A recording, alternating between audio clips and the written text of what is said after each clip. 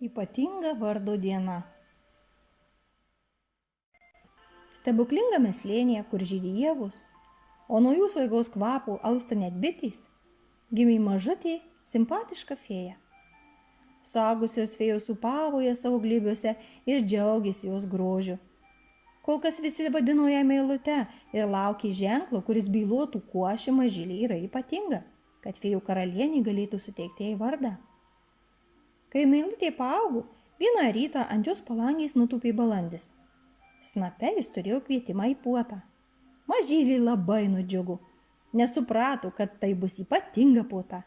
Ta dieną visi fėjų slėnių gyventojai susirenka pas fėjų karalienę, o ši suteikia vardus fėjoms, kurios jų dar neturi. Šito šventės labai laukia kiekviena naujokė.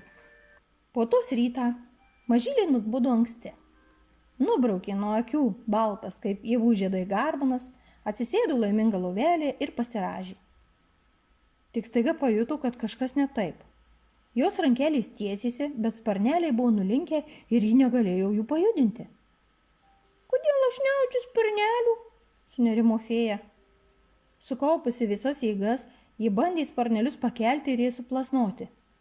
Bet šie visai neklausė, tik linko žemyn, lyg vystantis medžių lapukai.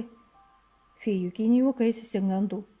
Mikliai nusiprausė ir pasileido bėgti pas fėjų karalienę. Ji norėjo kuo greičiau papasakoti, kokia bėda ją ištiko. Oi, kaip sunku skubėti, tokiomis mažomis kojytėmis, kai jis įpratusi skrajoti, pagalvojo bėgdama fėjukį. Kai pasiekė fėjų karalienės rūmus, puota jau buvo pasibaigusi. Ją pamačiusi karalienė apsidžiaugė. Sveika mažylė, aš tavęs pasigėdau, jau norėjau siųsti žvalgus, kad tave surastų, tarė ji.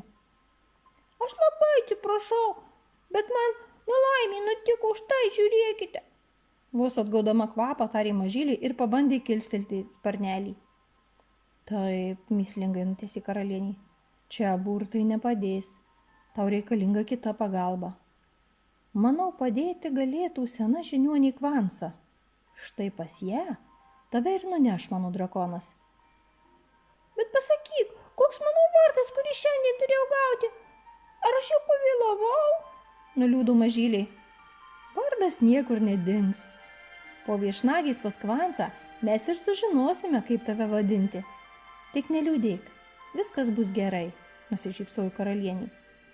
Mažylė truputį nuramino fėjų karalienės žodžiai ir įsitaisiusi ant drakono nugaros greitai pakilo į orą. Neilgai trukus jie jau leidosi prie žiniuonės namų. Žiniuonė buvo tik grįžusi iš girios ir apžiūrinėjo, ką surinkusi. Iš pintinės įtraukė įvairiausias keistas šakneles, žolelės, grybus ir burbėjo savo po nosim. Štai šaknis, kokia išdžiovinsim. O tai gražus grybas, net valgyti gaila. Labadiena, tetulė Kvansa. Atleiskite, kad trukdau, bet mane pas jūs atsiuntė fėjų karalienė. Štai, žiūrėkit, kokia bėda mane ištiko. Neklauso sparneliai ir aš negaliu skraidyti. Labas, mažoji čiauškutė. Eikš arčiau, pasirodyk. Žiniuonė pakilnojo mažyliai sparnelius, paprašė, kad jie iškištų liežuvį ir gerai įsižiūrėjo jūs didelės akis. Kažką sumurmėjo savo po nosim ir patrynė delnais. Tada nukiūtino į savo namelį ir po akimirkos jau stovėjo su mažu bateliuku rankoje. Štai, tarė ji. Šie mikstūra tau padės. Vėl būsi kaip nauja. Ir užteks tik kelių lašelių. Fėja nieko nelaukdama atkimšo bateliuką ir gurkštelėjo paslaptingų vaistų. Tik staiga ją tarsi žaibas trenkė. Buteliukas iškrito iš rankų, fėja iškišo savo mažą liežuvėlį ir puolė jį valyti delniukais. Fui, kaip bjauru, slykštu, kaip dvokia, niekada daugiau negersiu šitos bjaurybės. Išrėžė ji, vis dar purtydamasi. Elkis kaip išmanai, bet man regis tavo sparneliam ši bjaurybė visai patiko. Ramiai tarė Kvansa. Ir tikrai, fėjukės sparneliai akimirksniu sustiprėjo, vos kelius kartus jai pamojavus, ji lengvai pakilo į orą. Kaip puiku, mano sparneliai vėl plazda. Ačiū tau, tetulė Kvansa. Džiūgavo fėja, nepaliaudama plasnoti, ir jau norėjo sprukti, bet Kvansa tarė. Bet žinok, kad šią bjaurią mikstūrą tu turėsi gerti kiekvieną dieną. Kitaip tavo sparneliai vėl praras jėgas. Paaiškino žiniuonį. Kodėl? Tai aš sergu? Išsigando fėja. Taip nepasakyčiau. Bet motina gamta nusprendė, kad tu būsi ypatinga. Tik tavo kūneliui reikia šios mikstūros. Gaila, kad ji tokia bjauri, žinoma. Bet dėja, kitos neturiu. O be šios tu negalėsi skraidyti, tarė Kvansa. Bet kodėl kitiems jos nereikia? Aš noriu būti kaip visi. Kaip visi, supranti? Nuliūdo mažylį. Kaip visi? Nusistebėjo Kvansa. Tai, kad mes visi, brangutė, labai skirtingi. Štai kurmis nieko nemato ir gyvena po žeme, o žuvis negali gyventi sausumoje. Vieni turi ragus ant galvos, o kiti spyglius ant nugaros. Visi paukščiai turi sparnus, bet ne visi juk skraido. Ir nei vienas dėl to nesiskundžia. Visi gyvena savo gyvenimus ir tiek. Ramiai išdėstė žiniuonį. O gal, kad pasveikčiau, yra kokių burtų? Nedrąsiai paklausė fėja.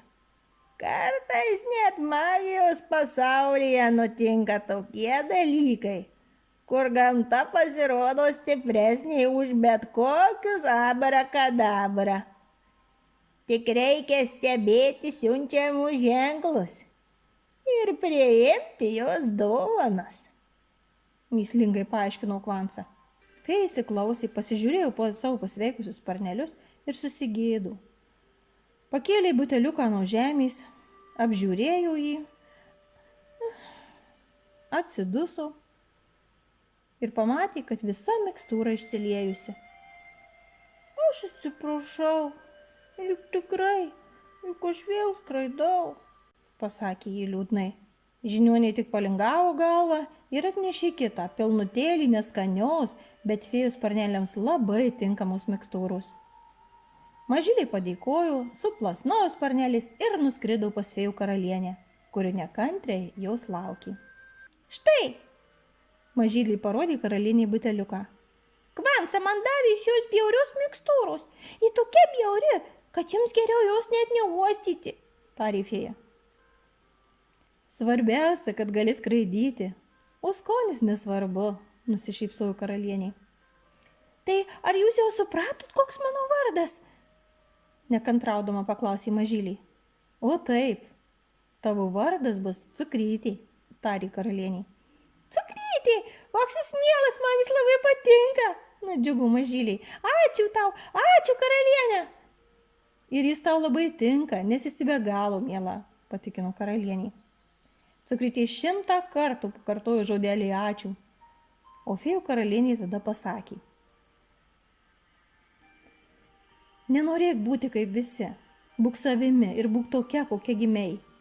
Niekada nepamiršk, kad niekuo kitu niekada netapsi. Ir svarbiausia, pasikliauk gamta. Ji turi tiek paslapčių ir gali pagydyti ne tik kūną, bet ir sielą. Todėl, kad ir kokie bjauri jos mikstūra bebūtų, svarbu, kad ji tau padeda. Didžiausi stebuklai nutinka nebūtinai pamojus burtų lazdele. Kartais jis slepiasi augalų žieduose, uogos raudonėje ar bitės avily. O kartais tiesiog reikia apkabinti. Nežinia, ar Cukrytė iš karto viską suprato, bet apkabinimo jai dabar labai reikėjo. Ką ir padarė fėjų karalienė.